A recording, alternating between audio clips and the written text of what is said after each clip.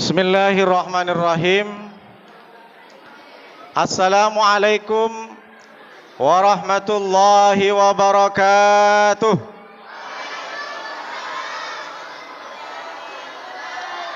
Anak raja pergi menyelam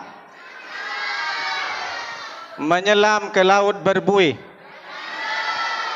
Dari bunyi sambutan salam, nampaknya banyak makan kue. Saya lihat tadi ibu-ibu semangat luar biasa. Mudah-mudahan tidak ngantuk. Amin ya Rabbal. MC-nya pun luar biasa, Bapak Anton MHP. Serasa saya berada di kantor Pemko. Serasa ada Pak Rudi dan Pak Amsakar. Subhanallah. Satu lagi. Di Batu Ampar ada batu merah. Di Nongsa ada batu besar. Berkali-kali saya ceramah, baru kali ini foto saya yang paling besar. Masya Allah, luar biasa memang. Satu kali lagi, kalau tak dikasih satu lagi, tak enak pula. Kalau hendak beli jamur, jangan lupa beli di Nagoya. Malam ini saya berjumpa dengan jemaah Masjid Baitul Ma'mur. Insya Allah semuanya masuk surga. Amin ya Rabbal Alamin. Nanti kalau tak disentil ini Ustadz Asin bayin pantun aja katanya untuk dirinya sendiri. Bismillahirrahmanirrahim. Alhamdulillahi bi ni'matihi tatimmus shalihat. Wassalatu wassalamu ala Rasulillahi sayyidis sadat wa ala alihi wa ashabihi min ahlil fadhaili wal karamat. Subhanaka la ilma lana illa ma 'allamtana innaka antal alimul hakim. Rabbi shrah li sadri wa yassir li amri wahlul 'uqdatam min lisani yafqahu qawli. Amma ba'du.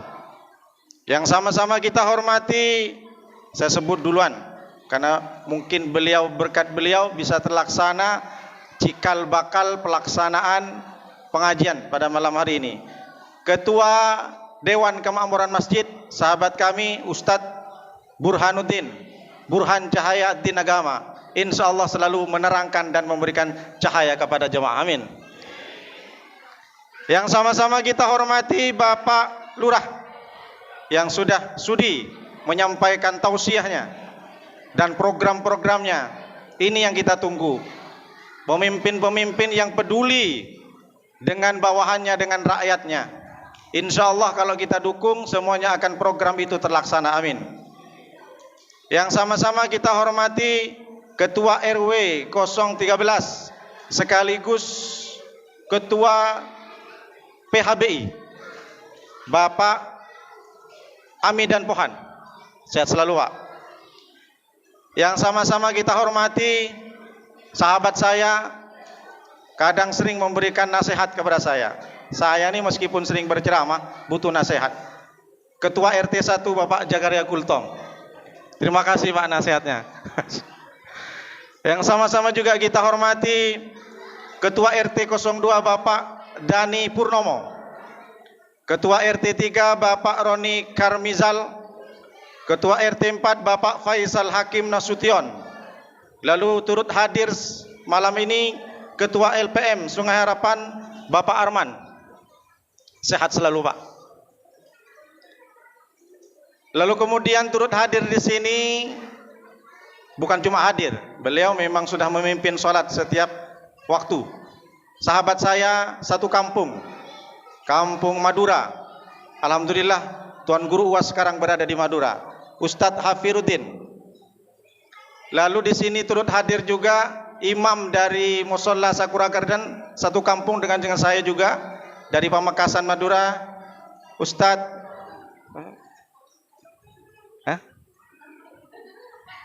lupa, satu kampung lupa. Kebetulan baru kenal juga. Sehat selalu Pak Ustadz. Ada juga sahabat saya tetangga sebelah, Bapak Halili. Nah, ini sekretaris paguyupan Ikatan Keluarga Madura di Batam. Masya Allah. Lalu kemudian turut hadir juga Bapak Ibu yang tak mungkin saya sebutkan satu persatu. Yang besar tak dimau gelar, yang kecil tak disebut nama. Insya Allah semua yang hadir di Masjid Baitul Ma'mur pada malam hari ini dimuliakan oleh Allah Subhanahu wa taala. Amin. Bersyukur kita kepada Allah dengan ucapan alhamdulillah. Berselawat kita kepada Rasulullah dengan ucapan Allahumma salli ala Sayyidina Muhammad wa ala ali Sayyidina Muhammad. Bapak Ibu jemaah Masjid Baitul Ma'mur yang dicintai oleh Allah Subhanahu wa taala. Hari ini Pak Ketua DKM mengambil tema halal bihalal, ada 3 temanya. Kalau saya bagi satu tema 15 menit, 15 menit, 15 menit, 45 menit. Tapi berhubung waktu sudah tidak memungkinkan, saya kondisikan saja. Tapi Pak Ustadz kondisikannya jangan 1 jam pula, nanti gitu. Ada 3 halal bihalal yang diusung temanya pada malam hari ini. Tebarkan maaf, sucikan hati, lalu peduli sesama. Ini luar biasa. Temanya luar biasa, jarang ditemukan. Memang luar biasa Pak Burhan. Masya Allah, tabarakallah. Insya Allah semuanya hadir di sini juga. Sampai lupa sahabat kami, guru kami di Persatuan Mubelli Batam, Buya Kiai Yusuf SMN MN. Saya sering melihat di YouTube-nya sudah 1000. Di sini juga ada Pak Burhan, masih sedikit Bapak Ibu subscribernya. Jadi jangan lupa like, share, comment, and subscribe. Saya juga punya Muhammad Nurdin Official. Jangan lupa like juga. Beliau pada malam hari ini sudah membuktikan bahwa seperti inilah yang kita tunggu pemimpin-pemimpin. Sab'atun yudhilluhumullahu dhilluhu yauma la dhilla illa dhillihi. Ada 7 golongan yang diberikan naungan oleh Allah nanti, tidak ada naungan kecuali naungan Allah. Salah satunya adalah imamun adlun, imam yang adil. Dan hari ini Bapak Ibu sudah punya lurah. Adil dalam artian peduli terhadap warganya.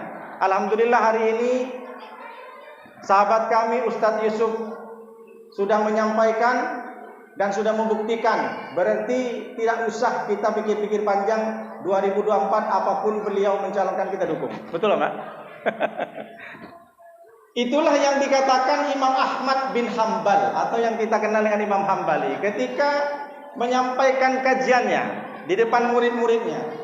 Kalaulah kalian diberikan kesempatan satu saja berdoa, lalu kemudian dikabulkan oleh Allah, kira-kira apa yang kalian panjatkan doanya kepada Allah? Maka macam-macam itu murid Imam Ahmad bin Hambal. Ada yang bilang, ya Kiai, imam ini kan Kiai. Jadi Imam Hambali, Imam Syafi'i, Imam Hanafi, Imam Maliki ini imam nih Kiai. Tak ada Kiai kalau di Timur Tengah. Kalau disebut dengan Ustadz di Timur Tengah itu profesor, doktor. Beda kalau Ustadz di Batam. Ustadz di Batam, guru ngaji dapat insentif 3 bulan. Itu pun dirapel karena tak masuk sebulan. Nah itu Ustadz kalau di Batam. Kalau Ustadz di Timur Tengah, profesor, doktor. Termasuk saya Ustadz guru ngaji. Jadi berbeda. Kalau imam itu Kiai. Jadi Imam Hambali menyampaikan, kalaulah kalian diberikan kesempatan berdoa 1 kali saja, dan doa itu pasti dikabulkan, kira-kira kalian berdoa apa?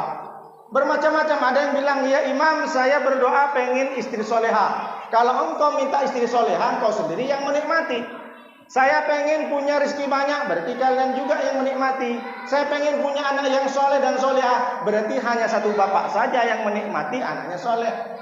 Tapi ternyata Imam Hambali menyampaikan, kalau kalian diberikan kesempatan 1 saja doa itu dikabulkan, maka berdoalah mendapatkan imam yang adil. Nah itulah imam-imam yang adil. Ini tidak mesti harus presiden, tidak mesti harus gubernur, tidak mesti harus wali kota. Salah satu yang sudah di hadapan Bapak Ibu ini ada dari Dewan, fraksi PKS, DPRD, Kepri.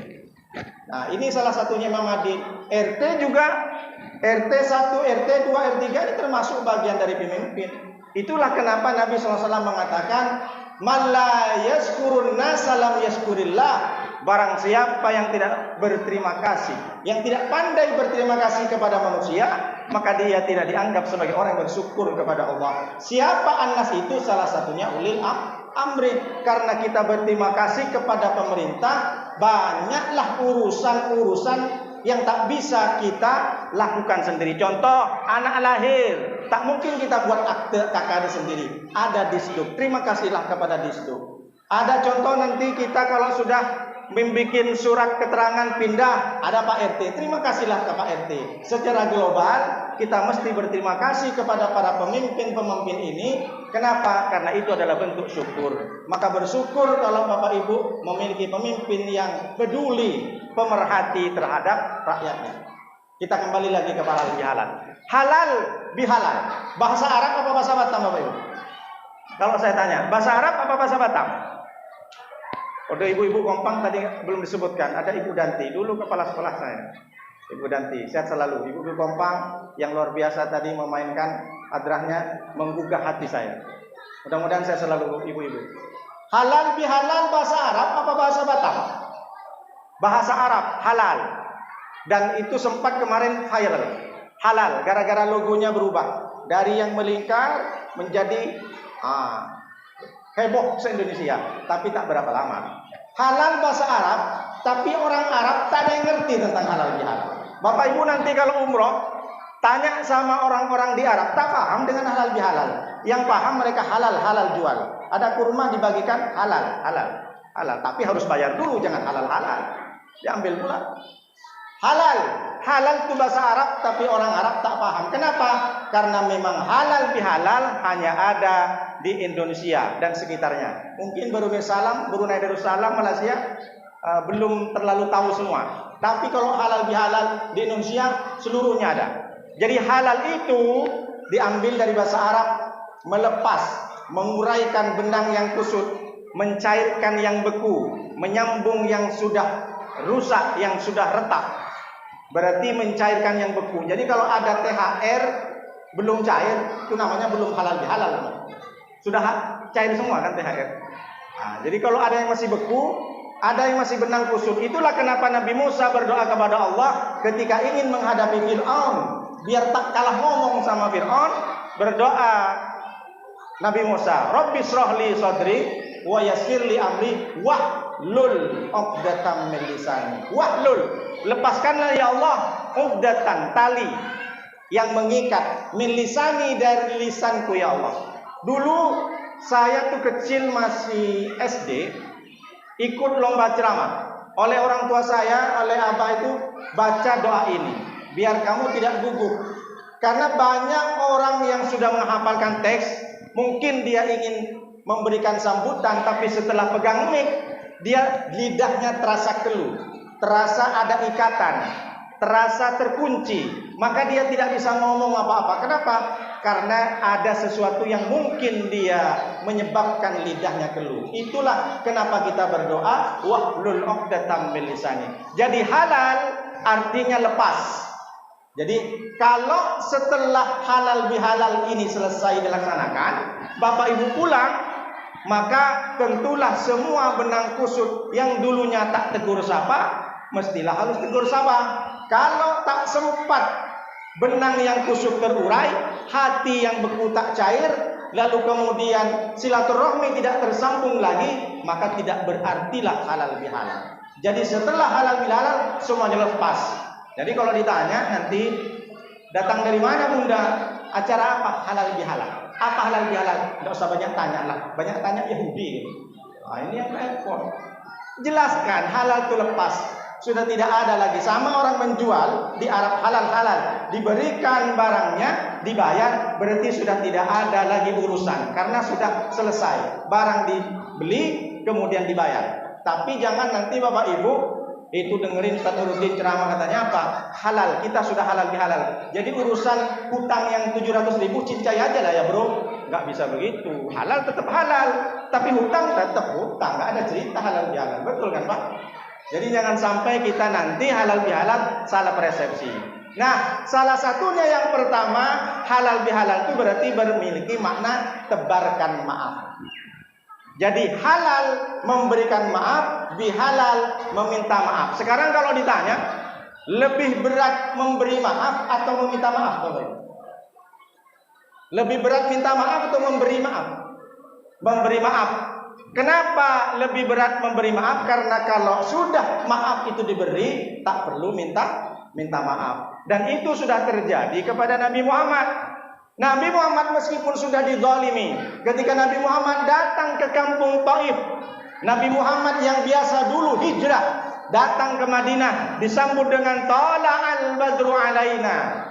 Marhaban ya nurul aini, marhaban ya jaddal husaini. Tapi ternyata ketika Nabi Muhammad masuk ke kampung Taif, dia dilempar dengan kayu, dilempar dengan kotoran unta, dilempar dengan tulang belulang unta, sampai berdarah pelipis Nabi, menetes darah Nabi pipi. Apa yang dilakukan Nabi? Nabi sudah tidak tahan dengan gempuran orang itu, dilempar dengan batu, bersembunyi di balik bukit, seraya mengadu kepada Allah, Allahumma ilaika asku dha'fa quwwati wa qillata hilati wa hawani bainan nas. Ya Allah, hari ini aku mengadu kepadamu.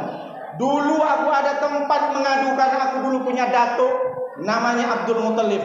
Dulu aku ada tempat bersandar karena aku dulu punya Abu Thalib. Tapi hari ini ya Allah, aku tidak punya siapa-siapa. Aku hanya mengadu kepadamu ya Allah. Dha'fa quwwati, atas ketidakberdayaanku, wa qillata hilati, dan atas kelemahanku, wa hawani bainan nas. Hari ini ya Allah, aku hina di depan mereka, aku rendah di antara mereka ya Allah. Apa yang terjadi? Aduan Nabi diterima oleh Allah. Allah langsung mengutus malaikat Jibril. Datang malaikat Jibril, ya Muhammad, kau tunjukkan mana bukit yang paling besar. Ya Muhammad, kau tunjukkan mana gunung yang paling tinggi. Aku timpakan kepada mereka. Saat itu, kalaulah hal ini posisi terjadi kepada Nuruddin atau kepada siapapun, tiba-tiba saya masuk ke satu kampung, kemudian saya dilempar dengan batu berdarah pelipis ini, saya berdoa kepada Allah, lalu Allah tunjukkan Nuruddin, kau tunjukkan mana bukit di Batam ini, ku timpakan mereka. Timpakan ya Allah. Kalau perlu jangan mati dulu, pincang dulu ya Allah. Itu kalau terjadi kepada kita, apalagi terjadi Nuruddin. Tapi ini terjadi kepada Nabi Muhammad.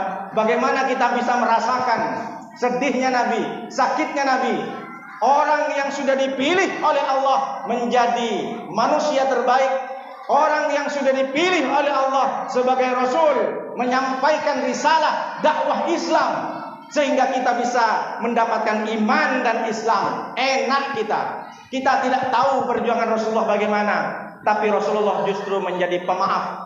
Sebelum mereka minta maaf, Nabi sudah memaafkan. Apa yang dikatakan Nabi? Justru Nabi berdoa, Allahumma ukhruj min aslabihim may yu'minu billah wa la yusyrika bi. Ya Allah, keluarkan dari tulang sulbi orang-orang Taif itu anak, cucu, cicit ya Allah, menjadi orang-orang yang beriman kepadamu dan tidak menyekutukanmu. Dan alhamdulillah terbukti hari ini Taif, kota di pinggiran Mekah, 100% semuanya Islam, iman dan cinta kepada Rasulullah. Padahal datuk nenek moyang mereka adalah orang yang jahat.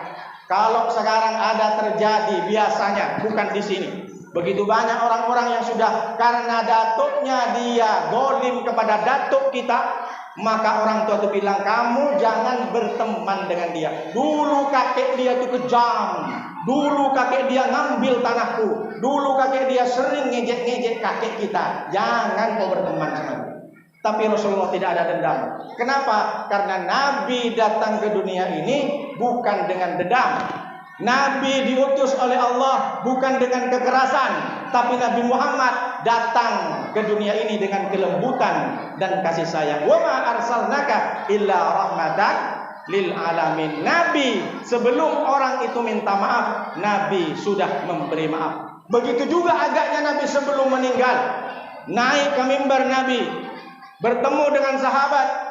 Nabi tidak mau ada kedengkian. Nabi tidak mau di antara sahabat ada kebencian.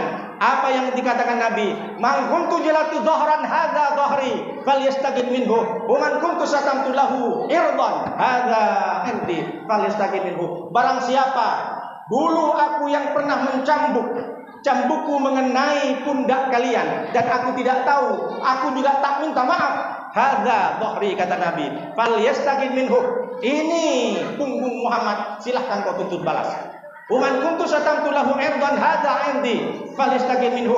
Barang siapa dulu ketika aku berdakwah, ketika aku memberikan kajian, ketika aku memberikan tausiah, dan ternyata ada orang yang tersinggung dengan perkataanku, hadza irdi falistaqim, ini harga diri Muhammad, silahkan kau tuntut balas. Nabi saja yang sudah dijamin masuk surga, Nabi saja yang sudah jelas orang yang sudah dimuliakan, dipilih oleh Allah menjadi Sayyidul Anbiya, Khairil Anbiya wal Insan, maka masih minta maaf dan memberi maaf. Lalu kita siapa? Kita yang belum tentu masuk surga, amalnya masih menegangkan, hisabnya masih berantakan, lalu kita tidak mau memberi maaf kepada orang lain. Perkara kita sudah minta maaf kepada orang lain atau memberi maaf, orang itu tak maafkan, tak masalah. Urusan mereka dengan Allah, yang penting kita sudah plong. Anak-anak, nanti ada hadiah. Nanti setelah anak-anak semuanya, yang di luar juga, silakan masuk ke depan, ke dalam. Nanti ada hadiah, dikasih pertanyaan. Pertanyaannya dari apa yang sudah Ustadz sampaikan nanti. Jadi kalau tak masuk ke depan, tak tahu apa yang disampaikan, tak bisa jawab. Hadiahnya besar, lebih besar dari door prize di TV-TV. Pokoknya giveaway lah, giveaway. Kan sekarang zamannya giveaway. Bapak Ibu yang dimuliakan oleh Allah Subhanahu wa taala. Pak Ustadz, saya sudah lahir batin. Kenapa kamu masih tidak teguran sama dia? Padahal kamu sudah lahir batin halal bihalal. Aduh, malas lah Pak Ustadz, nengok mukanya saya muntah Pak Ustadz. Ini yang terjadi, tapi tidak di sini. Mudah-mudahan dengan halal bihalal kita bisa mendapatkan maaf yang pertama. Lalu yang kedua, setelah maaf sudah diberi, maaf sudah diminta, maka pastilah kita bersihkan hati. Namanya sucikan hati. Ala wa inna fil jasadi mudghatan idza salahat salahal jasadu kullu wa idza fasadat fasadal jasadu kullu ala wa hiyal qalb. Kata Nabi SAW, ketahuilah di dalam badan kalian itu ada mudghah, ada daging, segumpal daging. Idza salahat, kalau daging ini baik, maka seluruh anggota itu baik. Tapi kalau daging ini tak baik, maka seluruh badan juga tak baik. Ala wa hiyal qalbu. Ingatlah, ketahuilah bahwa segumpal daging itu adalah heart, qalbu, heart. Kalau dicari di Google Translate, ibu-ibu ketik bahasa Inggrisnya jantung, yang keluar pasti heart.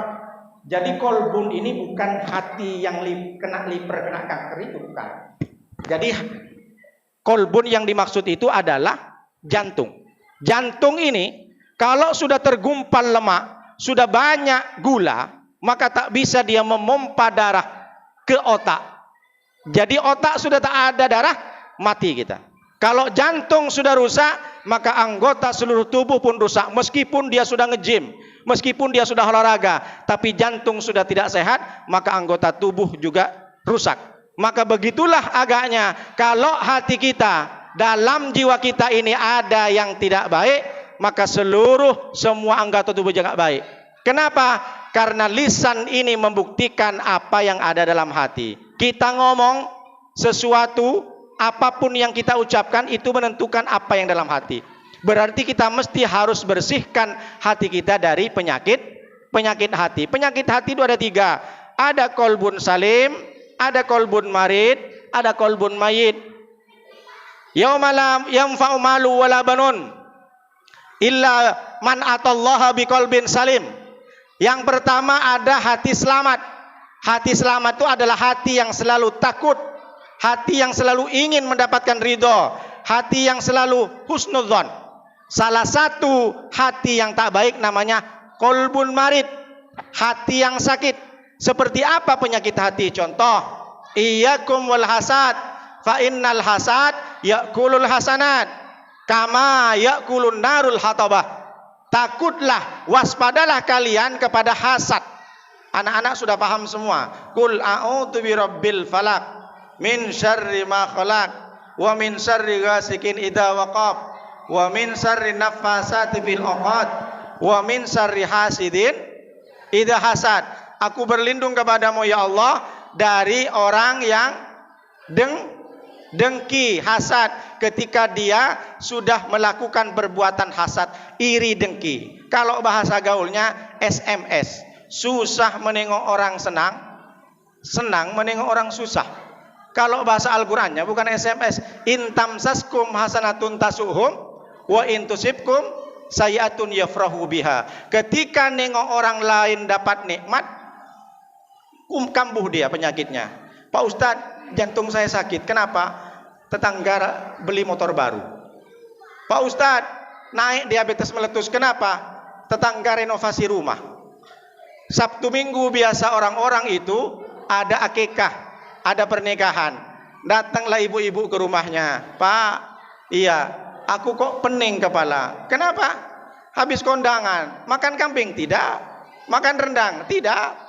Makan apa? Enggak makan apa-apa. Ayo kita cek ke dokter. Diceklah ke dokter. Kata dokter, ditengok kolesterol aman, darah aja yang naik, pusing dia. Jadi ditanya sama suaminya, jadi kira-kira istri saya sakit apa, Dok? Ini nampaknya bukan sakit kolesterol. Jangan Bapak salahkan kambing. Jangan Bapak salahkan rendang. Jadi apa, dokter? Ini kayaknya faktor psikologis. Itu kalau ke dokter. Tapi kalau tanya ke ustadz, busuk hati. Datang ke rumah ditanya betul-betul, Bunda, sebenarnya Bunda kenapa kok sakit, kok pening, tensinya naik, tapi yang lain aman, padahal tak makan kambing. Akhirnya dijawablah sama ibu, itu tadi di kondangan tetangga saya pakai gelang 1 kilo. La ilaha illallah Muhammad Rasulullah. Kawan tuh juga dikit-dikit, sebentar-sebentar gatel, sebentar-sebentar nelpon, padahal tak ada nelpon. Tak tahu kalau COVID baru dibuka masker saja sekarang. Jadi kenapa hasad ini datang? Karena tidak senang nengok orang lain dapat nikmat. Kalau kita tidak senang dengan orang dapat nikmat, sama halnya kita tidak senang dengan Allah.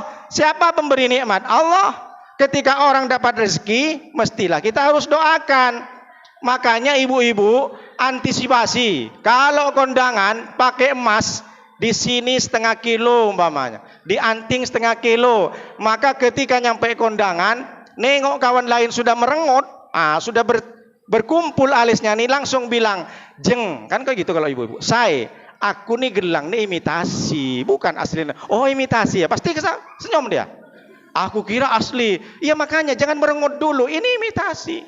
Begitu juga bapak-bapak, ibu-ibu, nanti kalau renovasi rumah, nengok tetangga lain, nengokin, ini baru sebulan sudah betulin plafonnya. Ini 2 bulan sudah ganti keramik.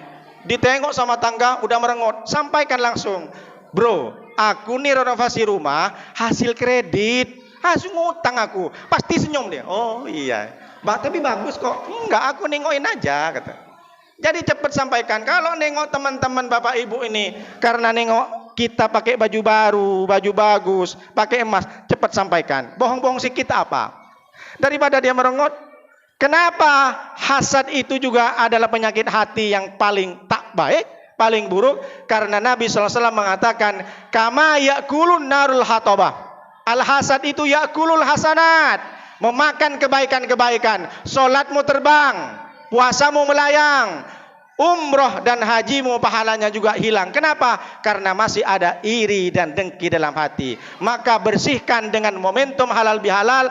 Jangan lagi kita iri, jangan lagi kita tak suka dengan orang lain dapat nikmat. Yang lebih baik lagi, wa hubbu zawaliha, karahatun ni'mati 'alal mun'amalai wa hubbu zawaliha. Yang pertama, kita tak senang atau susah menengok orang senang. Lalu yang kedua, senang nengok orang susah. Tengok tetangganya kecelakaan, banyak luka, mampus dia. Kenapa? Terlalu cerewet dia. Ada orang nengok teman-temannya itu stroke, malah didoakan, tak mati aja sekalian. Ini namanya juga hasad. Mestinya kita harus doakan. Jadi caranya gimana menghilangkan hasad? Ketika ada orang lain dapat iman, kita berdoa, ya Allah, mudah-mudahan tetangga saya yang sudah dapat rezeki, Allah berikan keleluasaan kepada beliau, dimurahkan rezekinya, hatinya juga lentur, fleksibel untuk banyak bersedekah.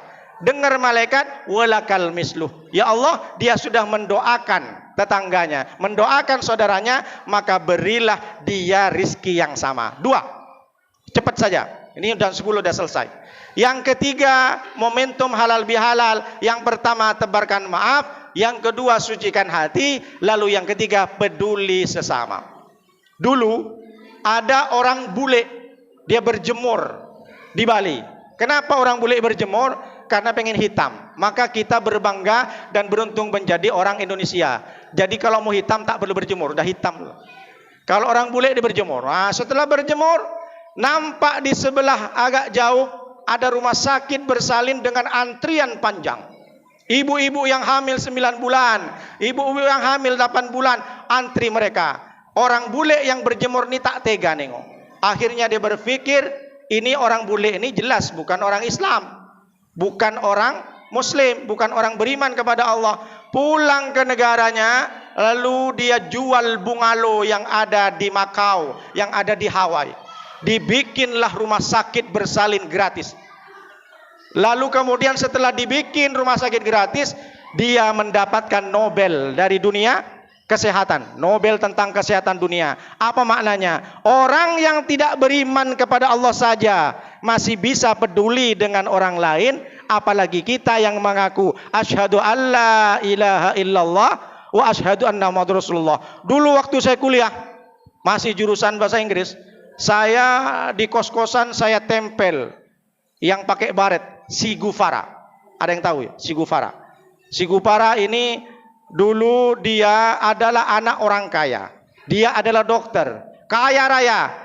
Tapi kekayaan orang tuanya dia tinggalkan. Si Gufara ini masuk ke hutan membantu orang-orang yang sakit terkena malaria. Anak-anak kecil yang kena malaria digendong, diobatin oleh si Gufara. Tapi lama-kelamaan saya nengok si Gufara rupanya komunis dia, ateis, tak punya Tuhan. Saya berpikir orang yang tak punya Tuhan saja masih peduli dengan sesama, dengan manusia juga, apalagi kita. Jadi nanti kalau si Gufara ini masuk di akhirat, masuk dia di neraka, istilahnya nengok kita, dia ketawa. Kenapa kau masuk neraka? Kau kan Islam. Karena dia tidak peduli dengan sesama. Dia ketawa, aku aja yang tak percaya sama Tuhan di dunia dulu masih peduli. Itulah kenapa Nabi SAW sudah menyampaikan 1400 tahun yang lalu. Apa kata Nabi? La yu'minu ahadukum hatta yuhibba li akhihi ma yuhibbu li nafsihi. Tidak sempurna iman seseorang. Orang itu masih beriman, orang itu juga beriman. Beriman kepada Allah, beriman kepada Rasulullah. Tapi Nabi mengatakan dengan bahasa yang lain, tidak sempurna iman seseorang kecuali dia mencintai saudaranya, samalah dia mencintai kepada dirinya. Dalam hal apa? Dalam hal makanan, dalam hal minuman, dalam hal pakaian. Maknanya bagaimana? Nuruddin, kalau engkau suka dengan surban ini, yang kau pakai itu senang, maka begitu agaknya engkau senang ketika surban ini dipakai orang lain. Apa maksudnya? Ketika kita sudah mampu beli makan enak, maka jangan pernah kita pamer kepada orang sampai orang lain ini tak senang dengan postingan kita. Mohon maaf, orang lain jangankan makan kerang tumpah, makan seafood, dia sendiri yang dimakan tidak ada. Ini diajarkan oleh Rasulullah dalam hadis ini. Pintar merasa, bukan merasa pintar. Ketika kita bertemu dengan kawan, dengan saudara yang tak punya anak, jangan kita bicara anak. Anakku yang pertama sudah S1, anakku yang kedua sebentar lagi dia masuk kuliah jurusan ini. Sementara yang diajak ngomong orang tak punya anak. Ini namanya sakit tidak berdarah. Jadi diajarkan maka tak sempurna. Dia itu sudah haji berkali-kali, puasa tidak hanya puasa wajib, puasa sunat, Senin Kamis, Ayamul Bait, puasa Daud. Lalu kemudian dia sholat tahajud, sholat duha. Tapi ternyata dia tidak pintar merasa, tidak mau berbagi. Berapa banyak tetangga kita yang mungkin tidak bisa makan, tapi ternyata kita justru malah enak-enakan kita posting, kita pamer makan di seafood, makan. Saya tidak bilang tak boleh, silahkan, selama itu baik tidak masalah. Tapi bagaimana agaknya kalau kita bertemu dengan orang tak punya rumah, jangan bicara rumah. Aku di kampung 2 rumah, di Batam 3 ada kos-kosan. Yang diajak bicara orang yang kos-kosan. Ini kan repot namanya. Itulah kenapa Rasulullah SAW menyampaikan bukan dengan bahasa yang seperti sekarang. Begitu banyak di kota-kota besar, seorang ART asisten rumah tangga, dia mengadu, Ustaz, saya paling sakit hati. Kenapa? Majikan saya tuh umroh berkali-kali Pak Ustaz, dia haji berkali-kali Pak Ustaz, tapi bagian ketika berbuka puasa Pak Ustaz, dipisahlah makanan saya Pak Ustaz. Mereka makan sotong, makan udang, saya dikasihlah makanan 3 hari Pak Ustaz. Ini naudzubillah min dzalik. Berarti dia tidak pintar merasa. Makanya Bapak Ibu, mungkin Bapak Ibu pernah merasa bagaimana nikmatnya ditraktir, bagaimana nikmatnya diberikan oleh orang, maka agaknya kita latih diri kita bagaimana kita bisa merasakan nikmatnya ketika kita memberi. Itulah yang saya baca dalam buku The Miracle of Giving. Ada keajaiban-keajaiban memberi, diajarkan oleh Rasulullah, bahkan usus ibu-ibu. Rasulullah juga sudah mengajarkan, idza tabakhta maraqatan fa'aktsir ma'aha. Jika kalian wahai para wanita, para perempuan, kalau masak kuah, maka fa'aktsir ma'aha, banyakin kuahnya, kasih ke tetangga. Karena kalau di Batam ini kan satu dinding. Kalau satu dinding itu masak apa kan nampak tercium itu baunya kan. Jadi kalau bapak ibu-ibu kalau memasak banyakin kuahnya. Tapi jangan pula dipakai hadis ini, Jumat berkah besok, bunda masak apa? Masak sop. Aku tengok isi kentangnya cuma 1/2 kilo.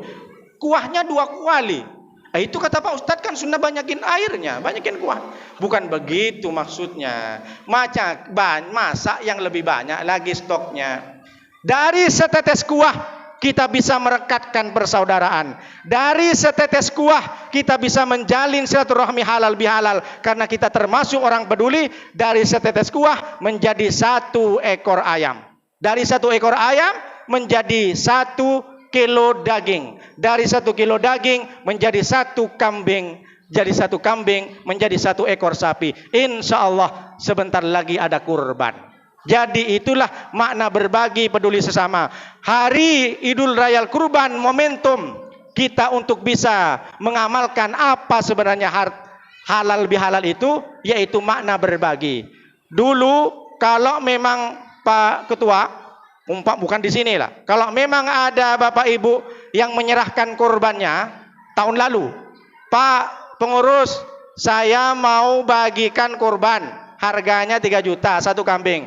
Ya, tapi jangan lupa Pak Mengurus, nanti kalau sudah kurban antar ke saya pahanya, antar ke saya kepalanya, antar ke saya isi perutnya, dagingnya Pak Ustadz. Ditengok tinggal rusuk yang di masjid. Kalau ada seperti ini Pak Pengurus boleh dimaafkan.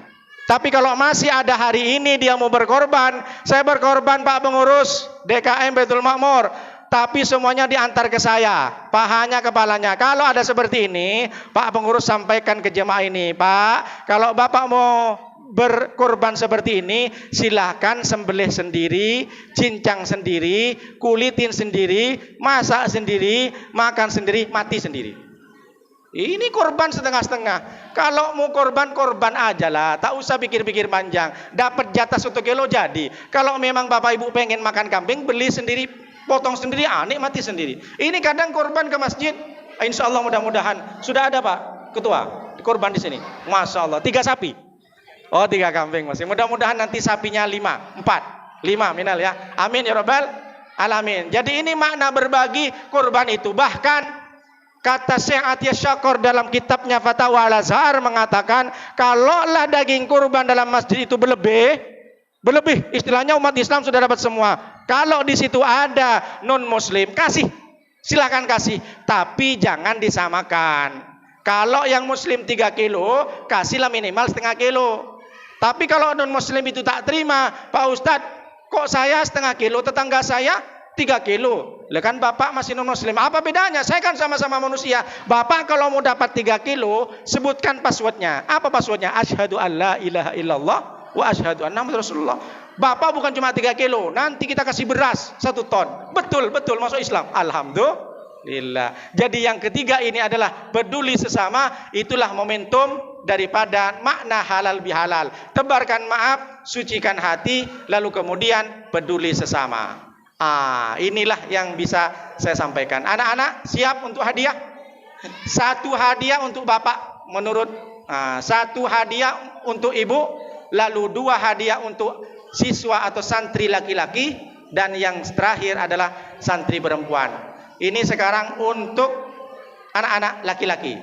Berarti yang di sini aja ini yang hadir, ya. Coba sebutkan penyakit hati yang sudah Ustadz sampaikan.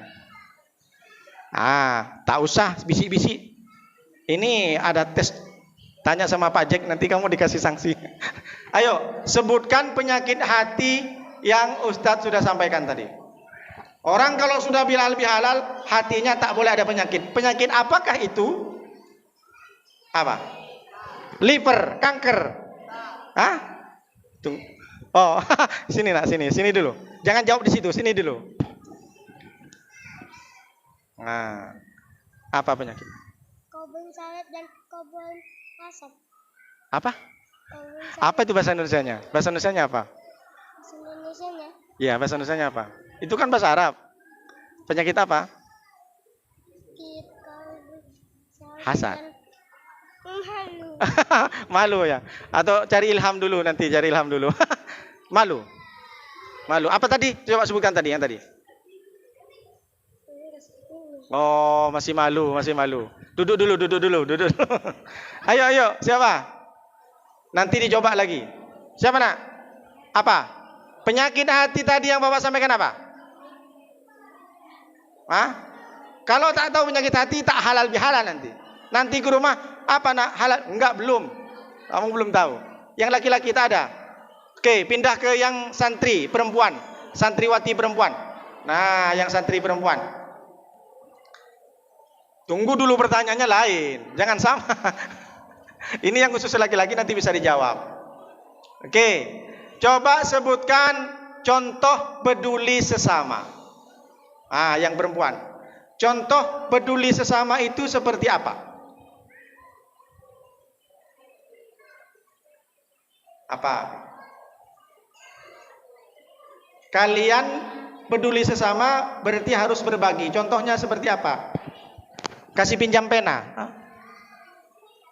Apa nak? Melihat orang sakit masuk meskipun tak sempat Bapak ini. Silakan. Pak, kasih hadiah. Hadiahnya ini bukan dari Indomaret ini. Alhamdulillah. Udah. Yang laki-laki? Sudah Pak, satu aja Pak. Satu perempuan, satu laki-laki. Jadi terakhir nanti laki-laki Bapak tanya lagi. Sekarang bagiannya ibu-ibu. Bagiannya ibu-ibu. Apa perkataan Nabi ketika sebelum meninggal untuk meminta maaf, bukan memberi maaf? Ucapan Nabi ketika meminta maaf. Apa ucapan Nabi? Sebelum meninggal di mimbar. Silahkan Ibu Kepala Sekolah. Ibu-ibu, ucapan Nabi ketika meminta maaf sebelum meninggal di atas mimbar di Masjid Nabawi. Apa kata Nabi? Padahal saya kenceng-kencengin tadi biar ingat. Udah teriak-teriak. Nggak tahu ibu-ibu? Kalau tak tahu bapak-bapak, langsung ke bapak-bapak. Silahkan.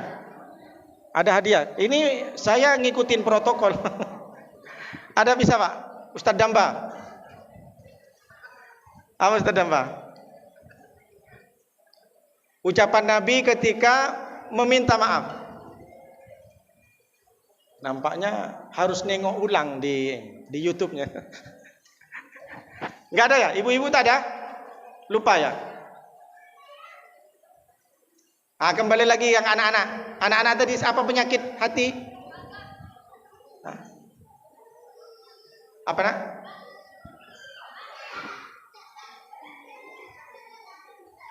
Apa?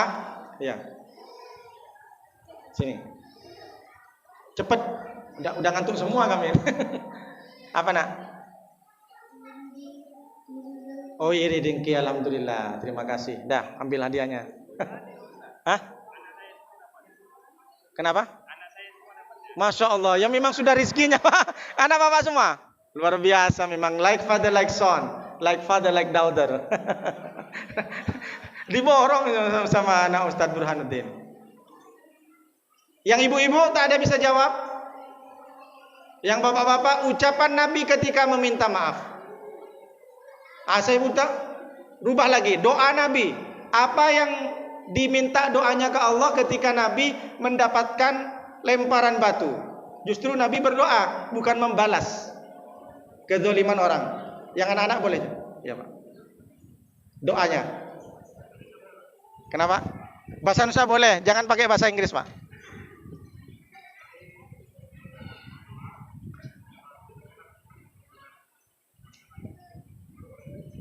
Orang-orang yang beriman. Nah, silahkan Ustaz. Nah, dapat berkat. Adik tadi udah jawab ya. Apa nak sini kamu sini. Dia sudah benar tapi pakai bahasa Arab, sini benar. Kolbun yang hasad katanya. Tadi sudah benar, cuma ditanya bahasa Arabnya, ditanya bahasa Indonesianya salah. Kolbun yang hasad. Terimalah hadiahnya. Dah. Pak Burhan ada, duduk di situ. Alhamdulillah. Ibu-ibu tak menyimak namanya. Bukan tak menyimak, lupa Pak Ustaz. Memang seperti itu. Manusia itu kan diambil dari kata nasia, lupa. Nas, lupa, nasia. Al-uns, jinak, kewalikan daripada bahimah. Itu saja yang mungkin bisa saya sampaikan Bapak Ibu.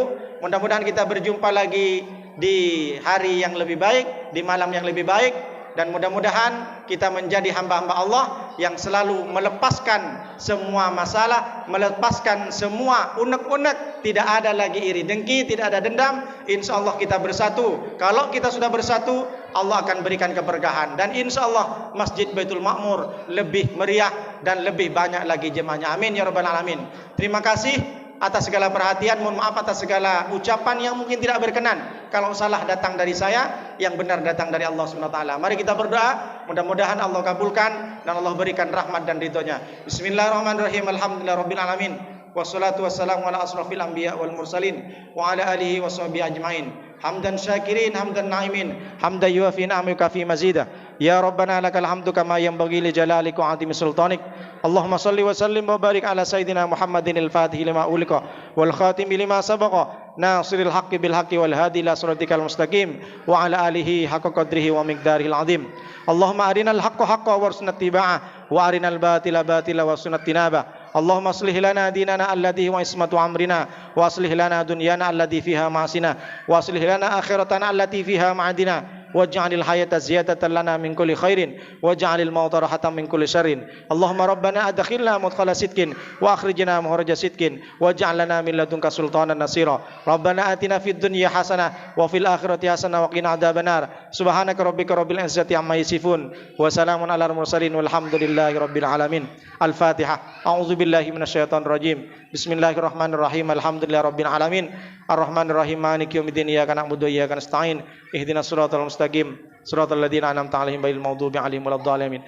Demikian hadanallahu ilaikum ila thariqil mustaqim. Wassalamualaikum warahmatullahi wabarakatuh.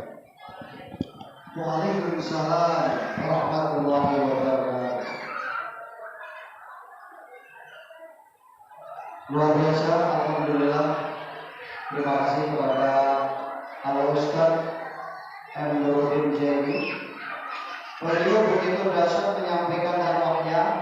Semoga beliau diberikan umur yang panjang, diberikan kesehatan, bisa berjumpa lagi Ustaz di lain kesempatan. Jamaah Masjid Baitul Ma'mur yang dirahmati Allah, sampai kita kepada